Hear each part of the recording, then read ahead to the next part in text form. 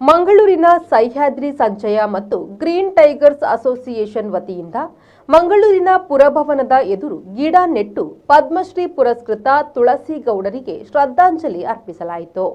ತುಳಸಿಗೌಡರ ಭಾವಚಿತ್ರಕ್ಕೆ ಪುಷ್ಪ ನಮನ ಮಾಡಿ ಅಗಲಿದ ಚೇತನಕ್ಕೆ ಮೌನ ಪ್ರಾರ್ಥನೆಯ ಮೂಲಕ ಗೌರವ ಸಲ್ಲಿಸಲಾಯಿತು.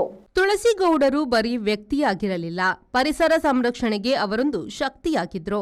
ಅಡವಿಯ ಒಳಗಿನ ಪ್ರತಿ ಗಿಡ, ಮರ, ನಾರು, ಬೇರು, ಬಳ್ಳಿ ಎಲ್ಲವನ್ನೂ ತಾನೇ ಅರಿತು ಅದರೊಂದಿಗೆ ಬೆರೆತುಕೊಂಡು ತನ್ನದೇ ಆದ ಸಸ್ಯ ಶೋಧನೆಯನ್ನು ಮಾಡಿಕೊಂಡವರು.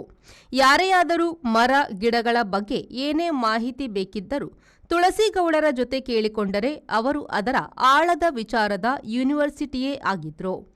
ಇಂದು ತುಳಸಿಗೌಡ ನಮ್ಮನ್ನು ಅಗಲಿದ್ದರೂ ಅವರು ಬೆಳೆಸಿದ ಗಿಡ ಮರಗಳು ಈ ಭೂಮಿಗೆ ಶಾಶ್ವತ ನೆಮ್ಮದಿಯ ಕೊಡುಗೆಯಾಗಿರುತ್ತದೆ ಎಂದು ದಿನೇಶ್ ಹೊಳ್ಳ ಹೇಳಿದರು. ಕೇವಲ ಪರಿಸರ ಸಂರಕ್ಷಣೆ, ಈ ಭೂಮಿ ಉಳಿಬೇಕು, ಹಸಿರು ತಾಪಮಾನ ಹೆಚ್ಚಾಗಬೇಕು, ಇಲ್ಲಿ ತಂಪು ಹೆಚ್ಚಾಗಬೇಕು ಅಂತ ಒಂದೇ ಕಾಳಜಿ ಅವರು. ಯಾವುದೇ ವ್ಯಾವಹಾರಿಕ ದೃಷ್ಟಿಕೋನ ಇಲ್ಲ, ಯಾವುದೇ ಪ್ರಚಾರ ಬೇಡ, ಯಾವುದೇ ಪ್ರಶಸ್ತಿ ಬೇಡ, ಅವರ ಪಾಡಿಗೆ ಅವರು ಕೆಲಸ ಮಾಡ್ತಾ ಇದ್ರು.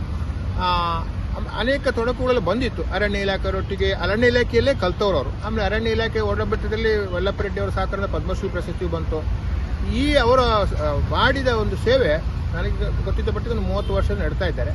ಈ 30 ವರ್ಷದ ಮಾಡಿದ ಸೇವೆ ನಿನ್ನೆ ಅವರು ನಮ್ಮನ್ನು ಅಗಲಿರ್ಬೋದು, ಆದರೆ ಅವರು ನೆಟ್ಟ ಗಿಡ ಮರಗಳು ಈ ಇಳೆಗೆ ಶಾಶ್ವತವಾಗಿ ಒಂದು ಹಸಿರು ಹಂದರವನ್ನು ನಿರ್ಮಿಸಿ ಈ ಲೋಕದಲ್ಲಿ ಏನೆಲ್ಲ ಮಾಡ್ಬೋದು ಅಂತೇಳಿ ಒಂದು ಕ್ರಾಂತಿಯನ್ನು ಎಬ್ಬಿಸಿಬಿಟ್ರು ಅವರು. ಅದನ್ನೆಲ್ಲ ನಾವು ಮುಂದುವರಿಸಿಕೊಂಡ್ಬೇಕು, ಅದು ನಮ್ಮ ಕರ್ತವ್ಯ. ಯಾಕಂತ ಹೇಳಿದ್ರೆ ಅವರ ಶ್ರದ್ಧೆ, ಕಾಳಜಿ ಕೇವಲ ಗಿಡ ಬೆಳಬೇಕು, ಮರ ಬೆಳಬೇಕು, ತಾಪ ಕಡಿಮೆ ಆಗಬೇಕು, ತಂಪು ಹೆಚ್ಚಾಗಬೇಕು ಅಂತ.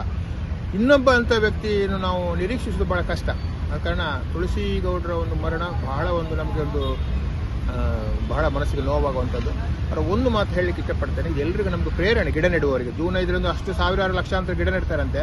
ಅವ್ರ ಹತ್ರ ಒಂದು ನಾನು ಮಾತು ಕೇಳಿದ್ದು ಒಂದು ಇಂಟರ್ವ್ಯೂ ಮಾಡುವಾಗ, ಅಜ್ಜಿ ನೀವು ಎಷ್ಟು ಗಿಡ ನೆಟ್ಟಿದ್ದೀರಿ ಅಂತ, ಎಷ್ಟು ಲಕ್ಷ ಗಿಡ ನೆಟ್ಟಿದ್ದೀರಿ ಅಂತ. ಲಕ್ಷ ಕಳೆದಿದೆ ಅವರು ಒಂದು ಮಾತು ಹೇಳಿದ್ರು, ಎಷ್ಟು ಲಕ್ಷ ಗಿಡ ನೆಟ್ಟಿದ್ದೀರಿ ಅಂತ ಮುಖ್ಯ ಅಲ್ಲ, ನೆಟ್ಟ ಗಿಡಗಳ ಬಗ್ಗೆ ಎಷ್ಟು ಲಕ್ಷ್ಯ ವಹಿಸಿರಿ ಅಂತ ಮುಖ್ಯ. ಈ ಸಂದರ್ಭ ಪರಿಸರ ಪ್ರೇಮಿಗಳಾದ ಮಾಧವ್ ಉಳ್ಳಾಲ್ ಅವರು ಮಾತನಾಡಿ ತುಳಸಿಗೌಡ ಅವರ ಕಾರ್ಯವೈಖರಿಯ ಬಗ್ಗೆ ಶ್ಲಾಘಿಸಿದರು. ತುಳಸಿಗೌಡರು ನಮ್ಮ ಮಂಗಳೂರಿಗೆ ಕೂಡ ಪಾದಾರ್ಪಣೆ ಮಾಡಿದ್ರು. ಇದೇ ಟೌನ್ ಹಾಲಲ್ಲಿ ಕೂಡ ಅವರು ಬಂದು ನಮ್ಮನ್ನು ಉದ್ದೇಶಿಸಿ ನಮಗೆ ಹಸಿರಿನ ಬಗ್ಗೆ, ಪ್ರಕೃತಿಯ ಬಗ್ಗೆ ಪಾಠವನ್ನು ಮಾಡಿರುವಂಥದ್ದು ನಮಗೆ ಹೆಮ್ಮೆ ತರುವಂಥದ್ದು.